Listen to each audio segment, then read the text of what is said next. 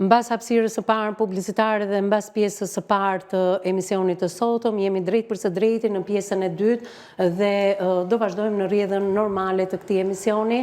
Unë ja u thash pak më përpara, në këtë studio është një zonjë 55 vjeçare. Fokusi ynë do të jetë një adoleshente, mënyra se si ajo është përballur në këto vite të para, 14 vitet e para të jetës së saj, mohimi i atësisë. Ajo ka një motor e cila jeton aktualisht në Shtetet e Bashkuara të Amerikës dhe është 29 vjeçe.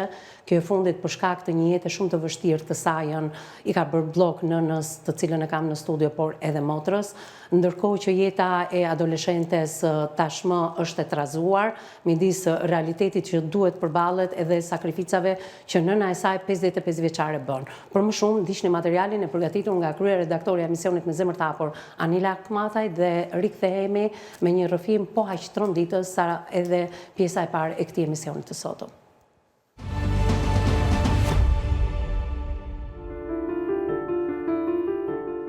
Ditën e sotme në studion e emisionit Me Zemër të Hapur do të trajtohet një histori që pasqyron dramën e heshtur të shumë familjeve në nevojë. Bëhet fjalë për një nën që jeton prej më shumë se një dekade me qira, së bashku me vajzën e saj të mitur, e cila mban statusin e jetimit. Prej vitesh përballet me vështirësi të thella ekonomike dhe vetmja shpresë për të mbajtur një çatim mbi kokë ka qenë përfitimi nga programi i bonusit të qeras. Ajo ka ndjekur të gjitha procedurat ligjore dhe në fillim të vitit 2025 është shpallur fituese në fazën e parë të këtij programi me dokumentacion të rregullt dhe të plot. Por sot kur duhet të vijojë me fazën e dytë, përballet me një situatë absurde. Dokumentet e saj nuk gjenden më në dosje dhe i kërkohet të nisë gjithçka nga e para. Si të mos mjaftonte kjo, i kërkohet edhe një dokument që realisht nuk ekziston, certifikata e pronësisë së banesës ku ajo jeton me qira. Në një pallat që ende nuk është pajisur me këtë dokument, një realitet i njohur për shumë qytetarë, ndërkohë koha kalon dhe rreziku për të mbetur pas tre bëhet çdo ditë më i afërt. Ndiqni rrëfimin.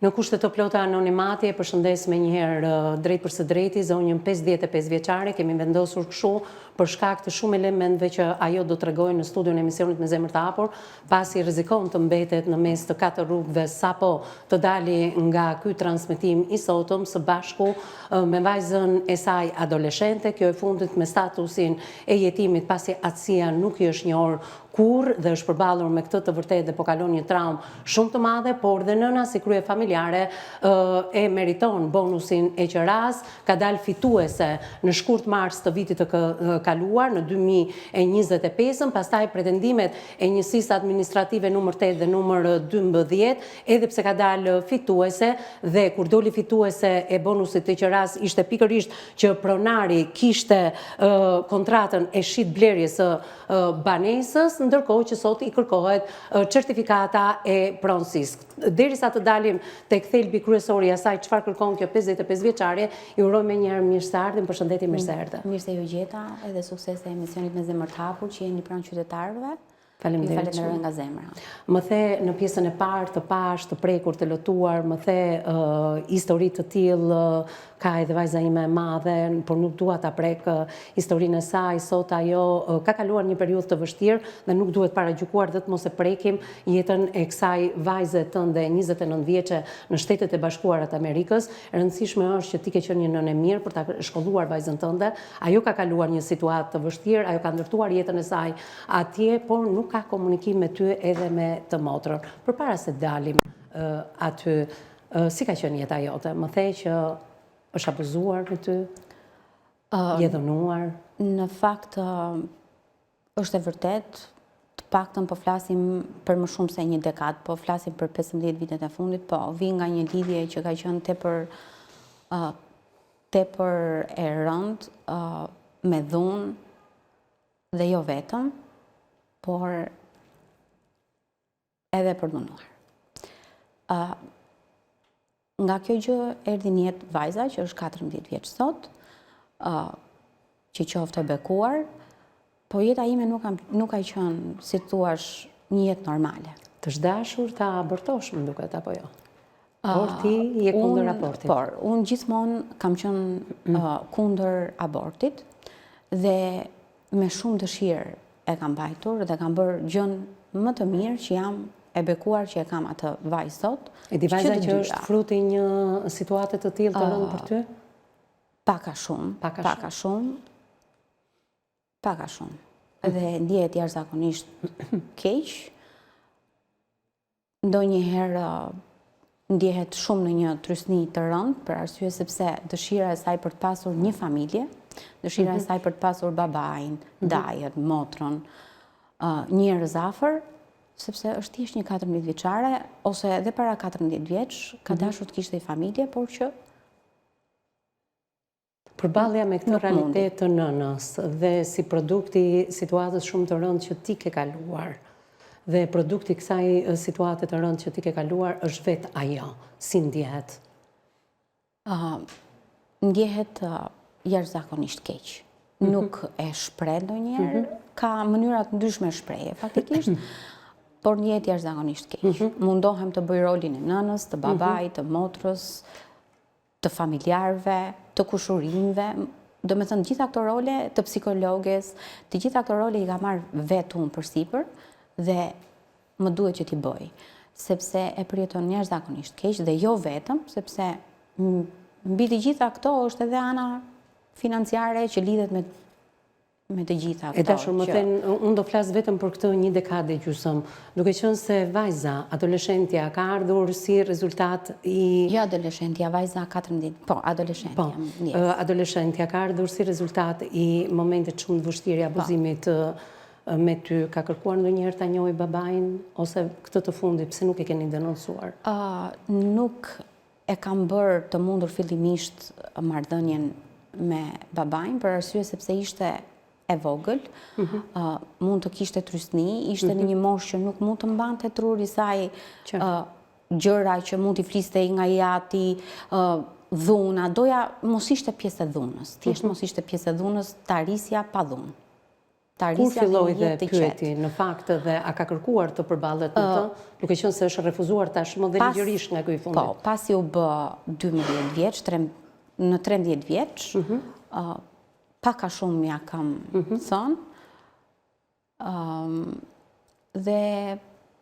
I the nga një marrëdhënie pa dëshiruar, apo nga një marrëdhënie me forcë? U mundova që mos i thoja e pa dëshiruar, në fundit, sepse deri diku dhe ka qenë dhe ashtu pavarësisht se dhuna ka bërë pastaj atë ndarjen totale, dhuna, dhe jo vetëm, po një dhunë sistematike dhe një dhunë që ka raste që natën ngrihem me makthe dhe sot, pas gati 14 vitesh, unë e vuaj këtë gjendje, por asnjëherë më jepte forcë, më jepte shpresë, dhe vajza në fundit, kur e mori vesh, donte. Pasi u bë 13 vjeç, ja thash pak a shumë, pati dhe kontakte me familjar, kështu, nëpërmjet telefonit, por nuk u pranua. U mohua totalisht sërish. Na u kërkua numri telefonit të vajzës që të kontaktonte i ati me vajzën, nuk pranojti. Nuk pranojti i ati, do me thënë. Vajza për 3 muaj shikonte telefonin që hëse ta shikonte, ta t'i gjonte zërin, kishte nevoj për një figurë, dhe nuk doja të isha unë ajo që ta stopja në këtë gjendje, por nuk u pranua, u mohua totalisht. Dua të di, s'ke gjetur guxim dhe kurajo ta denoncosh qoftë për dhunimin, qoftë edhe dhunën? E ke denoncuar? Dikur po, e pata denoncuar dhe pastaja... Kush ishin masat që u morën? Arrest, momental në atë kohë, dhe pastaja doli dhe vazhdojti jetën e vetë. U dënua? Jo, nuk u dënua, ja. Ja, nuk u dënua, për arsye sepse... Kjo gjë për para 15 vitesh? Po, sepse dhe unë nuk doja, isha femër, nuk doja, kisha frikë njërën tjetën, dhe nuk doja, do me thënë të hyja, si i thonë në gjuna për të futur dikën në burg. E kuptova. Do doja të dija, ti sot e gjen mbështetjen tënde kryesore tek adoleshentja, tek vajza e vogël. The pak më përpara që kjo vajzë kërkon babain, kjo vajzë dhe refuzohet vazhdimisht, sot është patësi, edhe kur ajo e kërkon të paktën ajo telefonata nuk ra kurrë, se ti the po shikon të telefonin vazhdimisht pasi është kërkuar dhe i është dhënë babai numri i telefonit të vajzës, ai vazhdon jetën e vet, nuk e di a ka fëmijë apo jo, por ti nuk ke mbështetje të familjarëve të tjerë, ndoshta prind, ndoshta vëllezër, ndoshta kushërinj, edhe këtu je refuzuar, por një blok i madh të zhbërë ty edhe adoleshentes, edhe nga vajza në Shtetet e Bashkuara të Amerikës. Pse? Pse të gjithë këta për dalë edhe ke tema kryesore? Në radhë të parë, do me thënë nga familja e me sa di, babai i saj është martuar, është rimartuar, ka një martes me 3 fëmijë nga gruaja e parë, është rimartuar, dhe gruaja e dytë me sa di i thot që ti nuk e punë për të takuar fëmijë që ke, për ta njohur, po gjithmonë më bëjnë me faj mua. Qartë. Për çdo gjë, ndërsa me vajzën e madhe, në fakt i kemi kërkuar ndihmë disa herë, duke qenë se në situatë të vështirë, ndoshta dhe nuk e kupton që me 400 ca mijë lekë të vjetra ti nuk mund të paguash dhe qira dhe ujë dhe drita. Ti punon zonjë, dhe punon me dinjitet. Në mënyrë informale, po. Në mënyrë informale, por punon. Po. Apo jo? Dhe kjo të bëri që si krye familjare dhe me vajzën me statusin e jetimit, të përfituar me shumë të drejtë, ju keni aplikuar për bonus qiraje dhe keni dalë fitues në bazë të gjithë dokumentacionit të kërkuar nga Njësia Administrative nr. 8 në Tiranë dhe Njësia Administrative nr. 12. Dhe nga pikëzimi ke dalë fitues dhe ke sjell çdo dokument. Por në përkthimin e fitueses të bonusit të qiras, ty të kërkohet tashmë certifikata e pronësisë së pronarit, apo jo? Po. Unë kam aplikuar për bonus qiraje, vjetë, kam dalë fituese fazën e parë në shkurt mars të 2025-ës. Më janë kërkuar dokumentat e fazës së dytë, i kam çuar dokumentat e fazës së dytë, pastaj thonë që nuk i ke sjell dokumentat, administrata e mori përsipër me sa më thanë që e din shumë mirë që kanë humbur dokumentat gjatë rrugës, nuk e di unë se ku kanë shkuar dokumentat.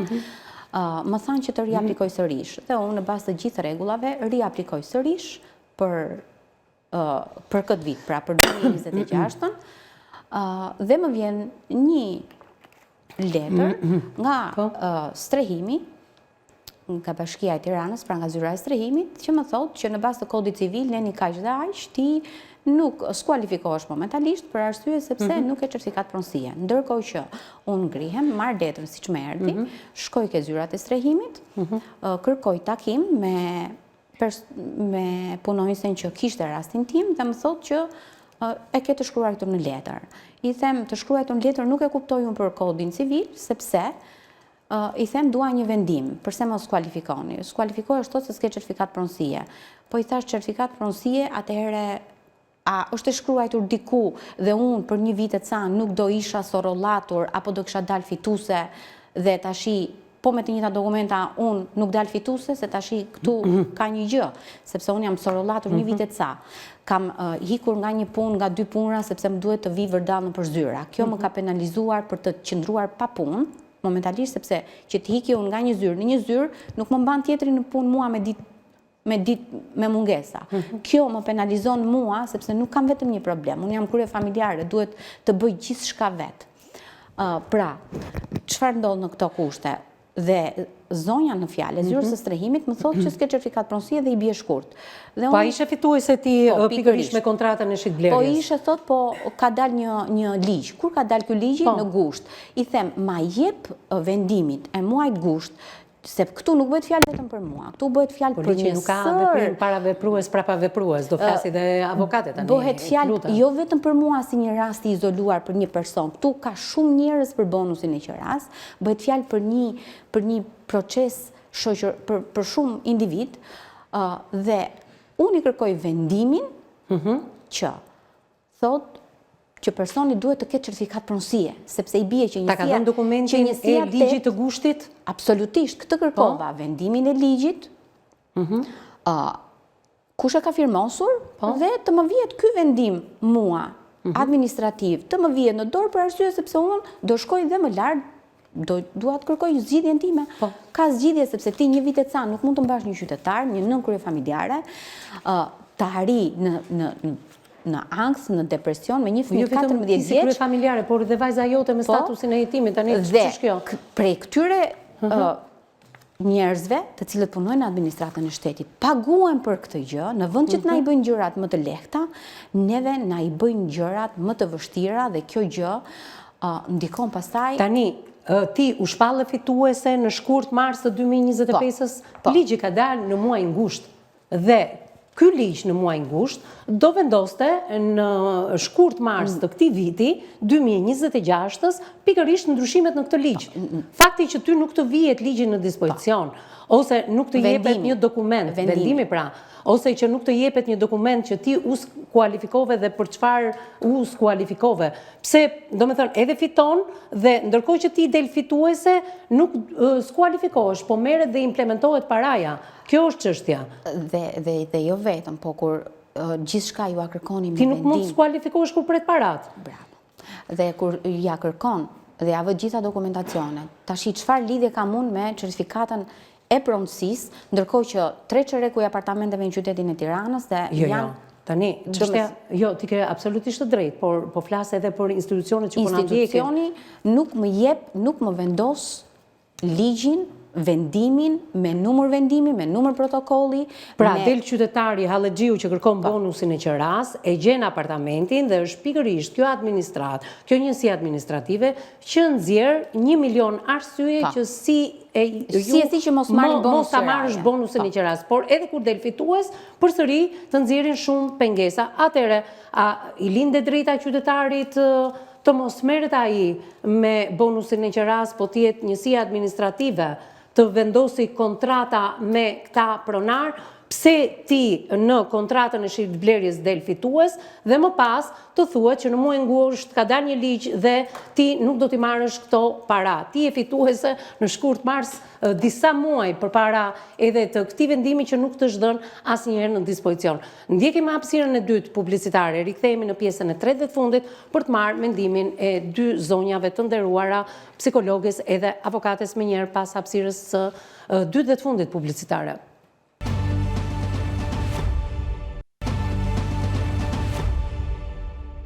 Jemi rikthyer në transmetim të drejt për drejt në pjesën e tretë dhe të fundit. Dua të jap fjalën me njëherë avokate zonjës Ana Pertena për të folur në aspektin ligjor. Gjithë dokumentacioni është vënë në dispozicion dhe një me detaje këtë çështje, pasi kemi edhe një zonjë të mirë informuar nga ana juridike, por gjatë hapësirave publicitare, por dhe më parë ne jemi njohur pak më shumë me këtë zonjë që mua më duket si një galeri, si një minier, hallesh dhe problemesh, por që për të gjitha këto ne do flasim në ditët në vijim. Të fokusohemi tek bonusi i qeras dhe ajo me të cilën përballet kjo zonjë që nga ky moment që do dali nga kjo studio mund të gjendet në qell të hapur.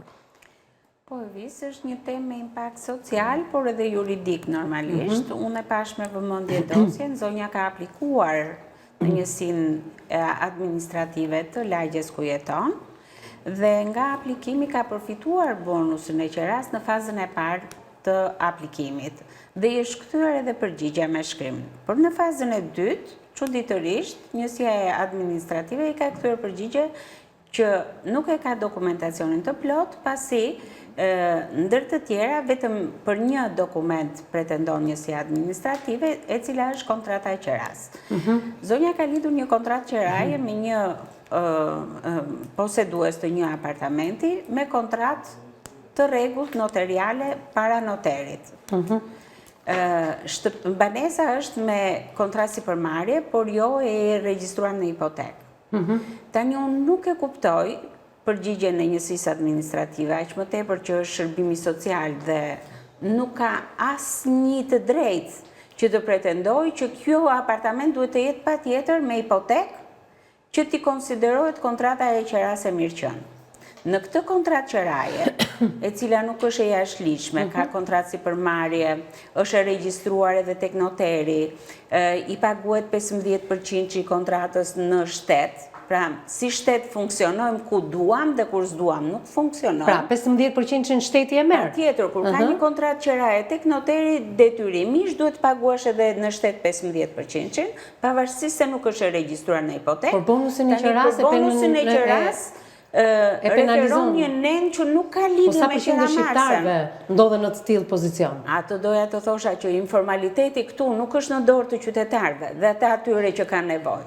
Informalitetin duhet ta kishe zgjidh ti si shtet, dhe ti si shtet ja kërkon qytetarit.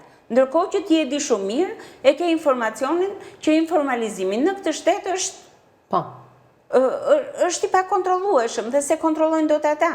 Si do ta kontrolloj një zonjë që ka gjithë këto halle, informalizimin që shteti Po shërbimi social dhe njësia administrative le të dalin ato dhe t'i thonë zonjës që është filan apartament me certifikat pronësie, shkojmë bashkë, mbyllim edhe kontratën e bonusit të qeras, po këto nuk e bën. Duhet shkoj qytetari vetë.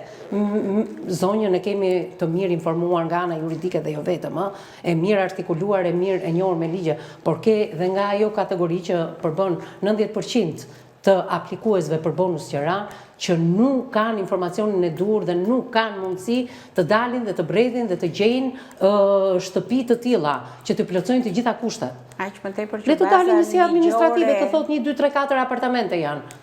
Baza ligjore referuar nga njësia administrative vis, nuk i përket zonjës, sërish po e cilësoj. E tha dhe ajo. Pra, ata i kanë lënë, nuk e kanë mohuar bonusin e qeras, po i kanë lënë detyrë zonjës të marrë tani një apartament tjetër, të bëj një kontratë qeraje tjetër, se kjo nuk plotëson kushtet, që filan apartament i plotëson kushtet dhe ne kemi një kontratë me këtë pronar dhe shko merr atë ose këtë. Por edhe kur qytetari i afron do nxirin shumë gjëra. Njësia administrative duhet të pranoj kontratën e qeras që është bërë përpara një noteri. Po pra. Nuk ka arsye njësia administrative të thotë shko merr. Po në fazën e parë me këtë kontratë që blerje e fitoi zonja. Po pikërisht pra. Kështu që nuk ka ndryshuar asgjë nga faza e parë. Dhe kjo është absurde. Institucioni vetë, nëse ka tendencën për të ndihmuar këta njerëz, të cilët janë në nevojë, sepse zonja ka edhe një vajzë adoleshente, gjë që të dyja janë përfitueset e bonus qera, jo si kryefamiljare dhe vajza si me status jetime. Po këtu preken të dyja pra. Po pra. Aty është edhe nëse njësia administrative dhe është pikërisht departamenti mbrojtje sociale. Atëherë ku është mbrojtja sociale në këtë vend? Dhe si zgjidhet e gjithë kjo situatë, zonjana? Duhet kundërshtuar me një shkres, duhet kundërshtuar dhe duhet sqaruar neni që ata referojnë dhe si e kundërshtojmë ne këtë nen, për të marrë dhe për të përfituar zonja bonusin e qeras. Pra, ide e zonjës detyrë për ta kundërshtuar tashmë me shkres.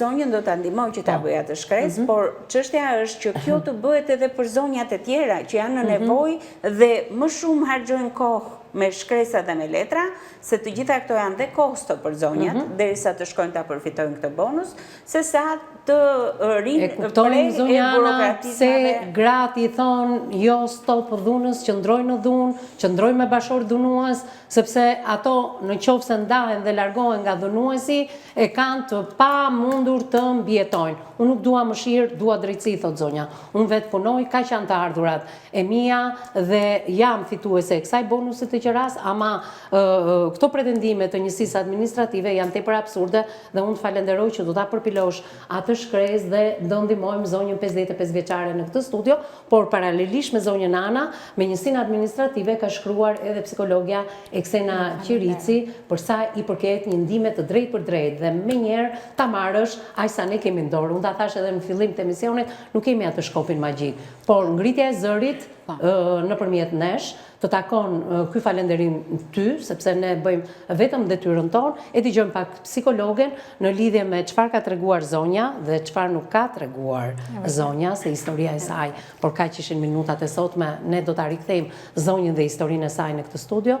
Çfarë të reja kemi në lidhje me kontaktet e tua dhe më pas dalim tek shpjegimi yt. Psikologjik aq minuta sa na kanë mbetur. E rëndësishme është për ta kuptuar drejt edhe për ta ndihmuar zonjën, sepse është e vërtetë që shërbimet sociale në vend, ndoshta nga bumi i madh që nga mbigarkesa, po ndodh me shpërtimin e shumë vështirësive sociale dhe psikologjike, sigurisht që çedojnë dhe ndoshta nuk e çojnë dot deri në fund një proces, sepse duket që të gjitha rastet kanë 1001 probleme, vështirësitë e natyrave të ndryshme dhe duket që nuk po e përballojmë dot në kontekstin social që shërbimi të shkojë pas hallit të njeriut dhe jo hallit të shkojë pas shërbimit, se me sa duket këtu kemi ngecur, me sa kuptoj unë. Pikërisht është vazhdimi i analizës së dhunës që ne bëjmë dhe fakti se sa e vështirë është për një grua që përveç vështirësive të veta psikologjike, i bashkangjiten vështirësi në prindërim, pra prinderon vetëm, përpiqet të ndreqi, e thënë kështu, mungesën e figurës tjetër prinderore, dhe sigurisht tortura që nëna pson pikërisht në këtë lloj procesi, duket sikur ka fuqi, por ajo është aty brenda dhe lë gjurmë tek ajo. Dhe pikërisht jemi ne strukturat të cilat duhet ta ndihmojmë, sepse ka një fëmijë i cili po themi është i mitur, është adoleshent dhe në vazhdën e shumë vështirësive që ka një adoleshent, i bashkangjiten dhe këto lloj vështirësie dhe na përkthejnë një situatë në të cilën ne pastaj vëmë duart në kokë, alarmohemi dhe nuk alarmohemi atje kur është nevojshme, ti parandalojmë ngjarje dhe përpara se gjërat të marrë një lloj drejtimi tjetër. Unë do të përpiqem maksimalisht, qoftë profesionalisht, por edhe në mënyrë tjetër që zonjës t'i japim një zgjidhje edhe një shpjegim se çfarë ka ngecur dhe si ka ngecur. Për sa i përket bonusit të qeras, për sa i përket marrëdhënies së saj me adoleshenten. Ti e di shumë mirë edhe të pathënat në këtë emision që ne rezervohemi shumicën e detajeve nuk i japim, ndryshe nga të tjerët, apo jo, që shpikin detaje, ne nuk i japim detaje. Rezervimi është mënyra e duhur, sepse nga biseda që ne zhvilluam me zonjën, kuptojmë që çdo detaj që ne mendojmë se ndihmojmë rastin publikisht, ndonjëherë bëjmë dëme. Bëjmë dëme, vërtet. Dhe pikërisht kjo është, pa ne ndihmojmë edhe pas asaj çfarë duket.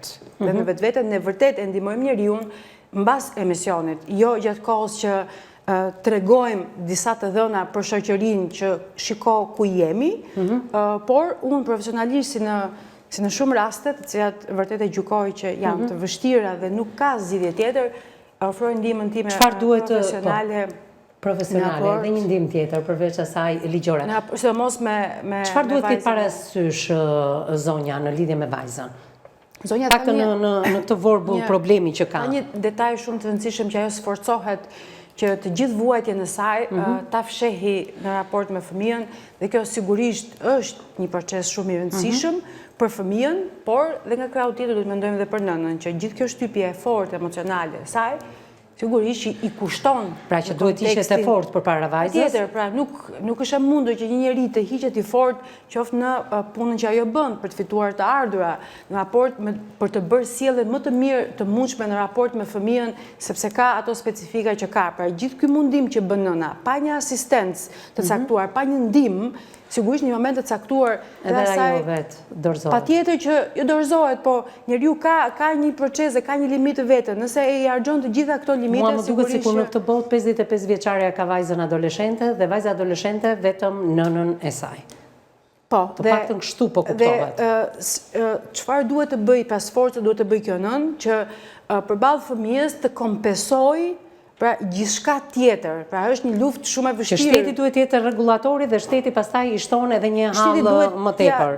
Po themi t'ia heqë hallkat e vështira dhe ndërkohë me këtë shteti duhet t'i japi shërbimin dhe ndërkohë është jo ajo që ti the shërbimi të shkoj ke halli, po halli të shkoj tek shërbimi. Për t'ja kaluar zonjës Ana, po zonjana për ta mbyllur. E vison me që shteti dhe kushdo tjetër, kushdo institucion duhet t'i futet më thellë problemeve. Është si puna e asaj që dy partner ishin inxhinier dhe gruaja pikturonte shumë bukur dhe realizonte piktura të një stili të veçantë. Në momentin që u ndan, partneri i vodhi pikturat dhe i shiste diku tjetër dhe po fitonte milionat.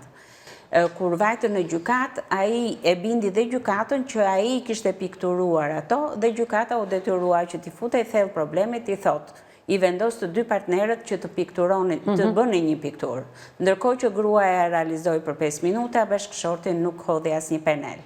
Kështu që vetëm vendosja në thellësi, edhe gjykata i dha një thellësi problematikës, pasi ai ishte bërë viral në të gjitha kontekstet dhe ishte ai piktori. Kështu që duke kërkuar në thellësi problematika që pasqyrohen, do t'i gjejmë edhe një zgjidhje. Për të qenë kot në institucionet caktuar dhe për të marrë rrogën, kemi mjaftueshëm produkte të tilla në Shqipëri. Pra është ajo që tha Eksena Halli, pra Hallexhiu shkon tek shërbimi, tek shteti, dhe jo shteti të shkojë tek Hallexhiu, dhe kjo ndodh vetëm në Shqipëri. Pikërisht. Është pothuajse inekzistent shërbimi social, punonjësi social, të cilët duhet jenë në terren, vetëm këtu në Shqipëri, ata janë jo në terren, por rrinë në përzyra. Në përzyra dhe duke ju lutur hallexhinjt, punonjëse social që dalin pak nga koraca e tyre. Po? Kjo është dhe më e rëndë, pra, se njeriu që ka hall nuk ka mik. E thënë kështu, nuk një korupcion, sepse nuk ka mundësi, dhe prandaj mbetet tek ne, mbetet në mes të 4 rrugëve, sepse nuk Gjithsesi, unë ju falenderoj të dyjave për ndihmën e drejtë për drejtë ndaj zonjës, por edhe për komentin tënd, jam në fund, çfarë do më thuash? Po, një apel të Nuk fundit. kërkoj lëmosh, thjesht kërkoj drejtësi për mua dhe për vajzën time, dhe nuk do heq dorë deri në fund, derisa të fitoj të drejtat e mia që ky shtet duhet të më japi. E bëj këtë për vete dhe për vajzën time, me të gjitha. Fisnike në pamje, fisnike edhe në shpirt, me këtë apel të jashtëzakonshëm, nuk dua lëmosh, dua të drejtën time, që shpeshherë nuk e dëgjojmë. E dëgjojmë shumë rrallë në këtë studio, sepse në fakt këtu vihet për ndihmë konkrete, si në rastin e sotëm, që po i jepet kësaj zonje dhe do bëjmë të pamundurën derisa ta çojmë të drejtën e saj deri në fund. Faleminderit miq që na keni ndjekur drejt për së drejti në ekranin më të madh informativ në vend, në televizionin News 24. Bashkë takohemi në ditët në vijim, deri atëherë mirë u takofshim.